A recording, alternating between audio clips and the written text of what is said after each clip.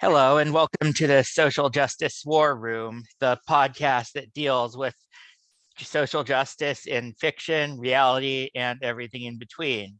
Today, my guest is an old friend from the webcomic community. He's done zines as well. You can check out his work on the website BCH Comics, which includes a lot of things, most notably semi-autobiographical work.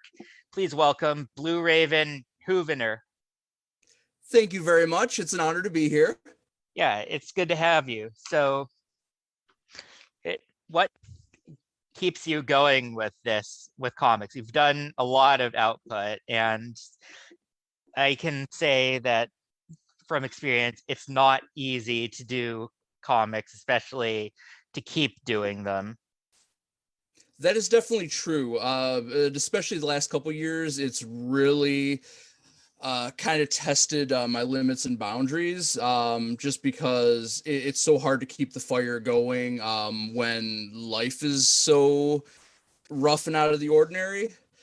But for the most part, for me, it's just been a love of the medium and, telling my stories and getting my work out there. I just actually on the 17th of January, my label BCH Comics celebrated its 3-year anniversary. And Congratulations. thank you.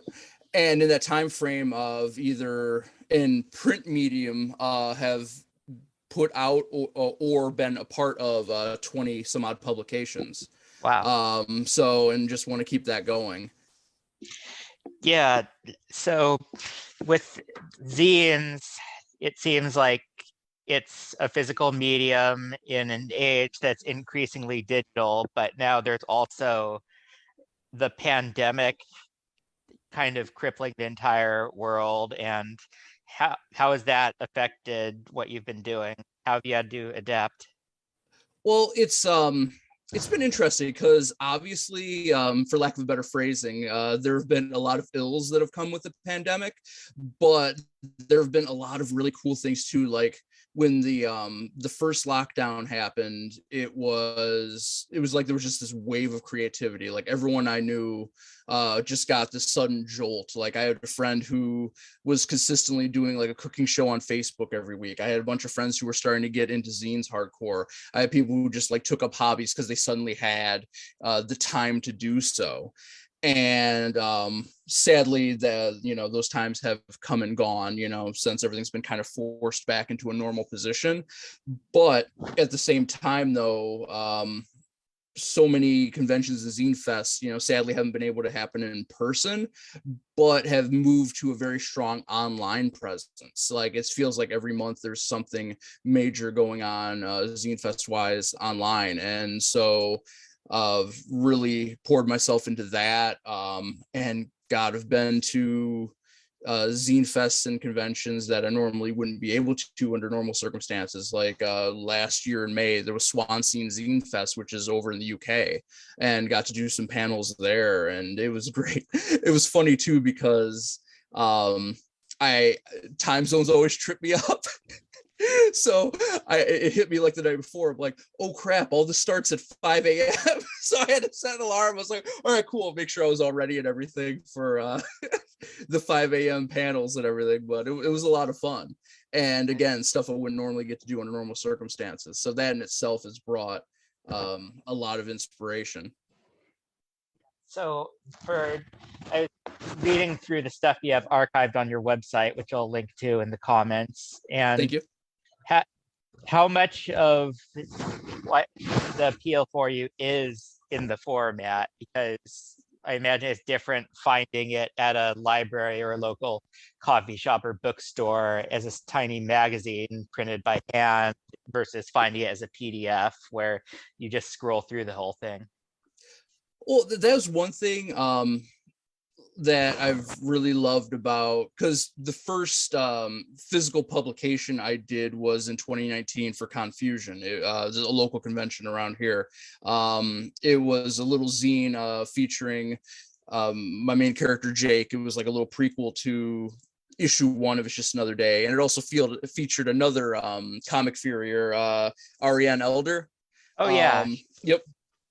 And it was it was very enlightening because prior to that, for 9 years straight, I had done my webcomic It's Just Another Day.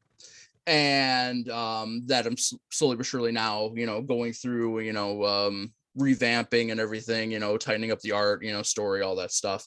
But when you give someone a URL to go to, I find like people almost, they won't say it, but it seems like it feels like work to them because it's something that they have to go do. Whereas if you give them something physical, like, oh, they can just read it right there and check it out, or or it's part of their swag when they go home from a convention, and they can flip through it. So there's a lot to be said for web media, but again, there's also a lot to be said for print media as well. Yeah, and your character Jake, who I might as well say, of course, he looks a lot like you, and there is... Yeah, he's a pseudo self-insert. Yeah, but he is not you. Like, how do you differentiate so that people don't assume that the character is the author and vice versa? Well, with a lot of it, I've been very upfront with the fact that everything that happens to Jake in at least the confines of It's Just Another Day are autobiographical. Like, they're actually, things that have happened to me. So like once you get past It's Just Another Day, like things are still semi-autobiographical in the Year of Reflection, which is the sequel to It's Just Another Day that I'm currently working on as a webcomic. But for the most part, yeah, everything up to that point is, accurate. It's me. And that's one thing that I've been very conscious of in the process, because there's a stigma that comes with self-insert characters. Usually like the character's perfect, they have no flaws, which if you read It's Just Another Day, Jake has many flaws. And he's growing, he's learning, he's trying to find his place in the world, that kind of thing. Yeah, what I've noticed about since Just Another Day is Jake's adolescence, and it's a slice of life. It could happen in reality, but when he appears in the zines, he can go on different dream adventures. He can meet like witches and magical characters. I think that's pretty cool to have a character who can just switch to any setting. Like, did you have that in mind, or did it just work out that way? A little from column A, a little from column B, because of course It's Just Another Day I planned on being like I said, very straight to the point, autobiographical, but with enough kind of fantastic elements like the daydreams and the random like young Saint Nick side stories and stuff like that, to not make it a slog to read. But then when there's like the other side stories and stuff like that, I just kind of do those for fun. In a lot of ways, I was inspired on that front by Archie comics, because I really got into Archie comics in like my early 20s. And the thing I loved about them was the improbable realism of them, if that makes any sense. It's like, okay, this could happen, but odds are it's not going to. Yeah. I mean, definitely the Archie characters have been going through a renaissance of Right. sorts. And like, I don't imagine going back in time and telling like Don DeCarlo about Riverdale, the show. Right. Oh yeah. Oh God. I've watched that from episode 1. Oh. Yeah. But the thing is, with Riverdale, it's completely insane what they do with the characters, and right. But it's also feels incredibly manufactured. It's a CW show with of course, with cast and focus testing, so the way you'd respond to something like, say, Jake meeting Ariane Eldar, who's a Doom Witch, is different from Jughead joins a biker gang. Which just feels like there were some people in the writer's room who were playing Mad Lib when trying to come up with a plot. Right. And when you put it that way too, like with a lot of the Jake side adventures, I do still kind of like to keep it semi-grounded. Like in the Ariane Elder crossover, she's the substitute teacher. So Jake doesn't Yeah. know that there's anything off. It's just, okay, she's kind of unusual. But, he just kind of shrugs it off because he grew up around, musicians and bikers. So it's nothing, nothing too out of the ordinary for him. Yeah, and that's one good thing about your comics and the Thank you. zines you work on, that I see like there's a lot of different voices that go into them, and I can't like pick an entire tone for, say, the Comic Fury zine, other than the fact that they're people who like doing comics. There's Right. all kinds of different genres and styles to it. And do you think that there's any kind of barrier of entry to zines, or is the lack of that part of the appeal? Definitely the lack of barriers is part of the appeal. And that's one reason too why I've been so big into the zine community the last few years, is because I'm sure there's drama in it. There's always drama in any sort of group and stuff like that, but it doesn't feel like there's nearly as much drama as there is in the comic scene. Like you can log onto social media and at least 3 times a week there's some massive meltdown going on. Whereas with zines, it seems like it's just a bunch of creative people who just want to do their thing. It's like, all right, cool, I can get behind that. Yeah, I fear that if this podcast somehow becomes successful, I'll end up getting bogged down into drama too, because like on leftist YouTube, you see like some kind of he said, she said between Yeah. popular figures every single day. And it, at least with this, I try to focus on the guests instead of the point I'm trying to make. But with zines, we are all human, and Yep. you can't entirely avoid that kind of drama. That is true. So generally, like, since I haven't made a zine before, and whoever's listening may or may not know, like, who's in charge of putting it all together, like the editor who actually makes the different material to get from people into a collection? That all depends. Like for the most part, on my end, I do I do my own zines and put them together. The compilations I've been a part of, it's just been either me submitting when I hear a call out, or someone hitting me up and like, oh, hey, I'm doing this, would you like to be part of it? And it's, usually it's definitely a yes. Like last year's Listen to Productions did an awesome Halloween zine. And hit me up. He's like, oh, hey, would you like to do a comic for this? And I was absolutely, because he does great work, and I definitely wasn't disappointed. It was a very cool publication. And then as far as putting together the zines go and stuff like that, it's relatively easy, especially nowadays, to just do it all yourself, because there's really no what we're talking about, drama, stuff like that. There's no gatekeepers, and there's no real boundaries or set limitations. You can make the zine however you want, any style. Like there's the photocopy style zines are still big, where you make everything in the real world and then just Xerox a bunch of copies.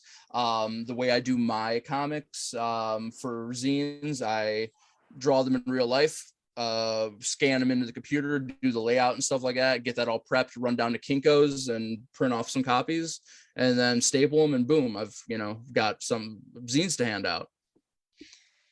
Good. And like, you, in your particular area, I know things are, of course, not nearly as active as they might have been on account of the ongoing pandemic. Right. But like, where were your favorite places to put your zines and to meet?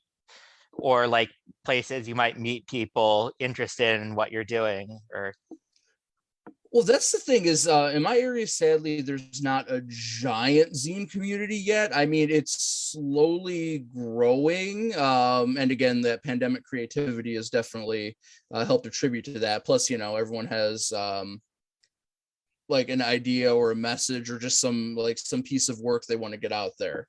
But I would usually hit like my local conventions, like I mentioned earlier, Confusion, Penguicon was another one, where I would either pass out or sell zines. Hitting up coffee shops is pretty cool. A lot of times libraries will have like a free table, you can slip a few on there too and stuff like that. Just random places where I know they'll be found and appreciated. yeah, that have you been to any libraries lately, like since the pandemic? Because that's simultaneously like one of the last free public goods we have, a place Oh you yeah, could just absolutely. go and not buy anything and read books, as well as the fact that it's a place where a lot of people congregate. So of course, it's going to be a big vector for transmitting the virus. Right. But yeah, no, I've still continued to go to my local library. I love it. I'll check out books. They have an awesome movie section, so I've definitely done that. Even this past semester for school, I filmed a little like pseudo documentary in one of the study rooms and everything, even, and it was awesome. It was very easy to rent the room and everything. It was nice and clean. So I love the library. Always will. Nice. And a question that I don't know if you personally have an answer to this, because a lot of us are still figuring this out, but Yeah. so you mentioned at the beginning of the pandemic, there was a huge boost of creativity, but that was also because a lot of us were getting like the extra unemployment benefits, which Right. in my case, it was twice what I was making. Oh And wow. it, for a lot of people, despite being locked down, there was that kind of freedom to just do what they wanted to do. But then, of course, we're now in the stage of the pandemic where they thought things would get better once everyone was vaccinated, and a bunch of people refused to get vaccinated. Yeah. And but we're now, it just seems like we're just still going, and the kind of help's been cut off, and we're just expected to go back into the plague. So there's so it's bad enough for a lot of people who have to work a lot and don't really have time for creativity. It's Right. worse with the anxiety of getting sick and potentially dying.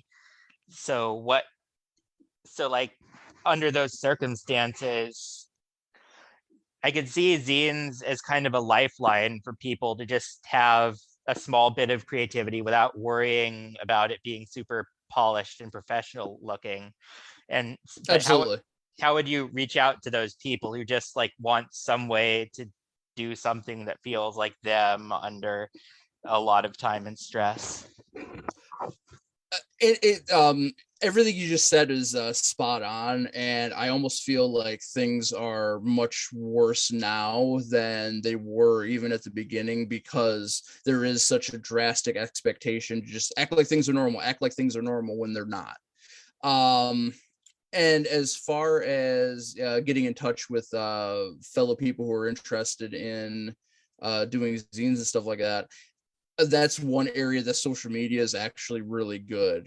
There's a pretty tight and accepting at that. That's the big thing. It's a very accepting community online, like Twitter. I know there's some stuff on Facebook. I don't do Facebook as much, but on Twitter and Instagram, pretty much if you throw the hashtag zine out there, people will see it. And if you go on, I know on Twitter, if you do the little @ squiggle and type in zine, there's a bunch of different zine houses and collectives and just people who love to talk about zines, make zines. And so the resources are always out there.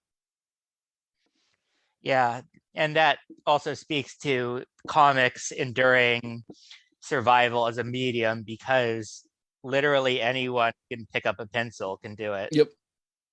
And that's great, but it doesn't occur to a lot of people who have their preconceived notions about what art is, what magazines and zines are, what comics are. Oh yeah, I always tell people not to let those things hold them back. Like, like, oh, I'm not that good of an artist. Don't let that hold you back. I've seen some stellar stick figure comics, in my day, and it's just a matter of just starting the process. Like, oh, you want to make a comic, just I know it sounds silly and straight to the point, but just do it, because like as soon as you get that out there, you'll know right off the bat if you genuinely do love it and want to keep going. And on top of that, you'll learn where to go from there. Like, I look back on some of my earliest It's Just Another Day stuff and cringe now. And I'm sure I'll look at my stuff from now, like, 10, 15 years from now, and probably cringe at that. I mean, it's kind of the life of being an artist. Yeah, I have a similar mentality towards what I do. And the way I put this, forgive my crudeness, is kind of like going to the bathroom, where right after you finish doing it, you feel like such incredible relief, but then Right. you go back and look at what you did and it looks disgusting, but you keep doing it because you have to. Well, having followed your work for some time, I do have to say, like, your style has definitely tightened up, but your work has always been good, even back in the Ruby Nation days. Thank you, I appreciate it. And so I saw on your website you have an event you're going to in March. Yep, Detroit Zine Fest. Ah, cool. And yeah, it was supposed to happen in 2020, but then 2020 happened. So yeah, so anyone who's in the area or plans to go in the area, like, what can they expect at your table? Well, I'll have comics, I'll have zines. Most of my zines are comic based, but I have some that are that take are like art zines. I've got like, I'm looking at the one Nicodemus and Match's Toxic Crunch zine, which I have included with the last album my dad put out before he passed away. So yeah, so I always have all kinds of stuff like that. I'm going to have more titles at the table. I'm hoping to have a Greenland Rider comic done by then. That'll be selling at the table. Yeah, I have usually odds that. Oh, good. For those who don't know, the Greenland Rider was a character in one of Bluraven's zines, who's kind of like a Western gunslinger in a Christmas setting. His debut issue involved him fighting the Krampus, so I definitely look forward to seeing him again. And he originated from the Nicodemus and Matches album from back in I believe the late 70s, early 80s. So it's very cool to have this character that I heard so much about in song growing up. Now I'm actually like putting him on paper and everything. Yeah, and we're running out of time, but there's one important question I have to ask, and perhaps there's an oversight on my part, but when I was reading the Little Jake strip about Jake as a little boy, mentioned that he had a cat named Oink, who we hear about as a tale for another time. Have I missed that tale? No, that was kind of just a tongue-in-cheek joke. So I could tell you the significance of it if you want, or if you want, I could of course make it into a comic and you can read about it later. Whichever, but I would love to see the tale of Oink the cat. Okay. Well, I'll have to make that into a comic then. Yeah, well, this has been really great. Thank you so much for coming on, and this has been really helpful. So And thank you for Thanks. having me. It's been great talking with you. Thank you. Talk to you later. Sounds good.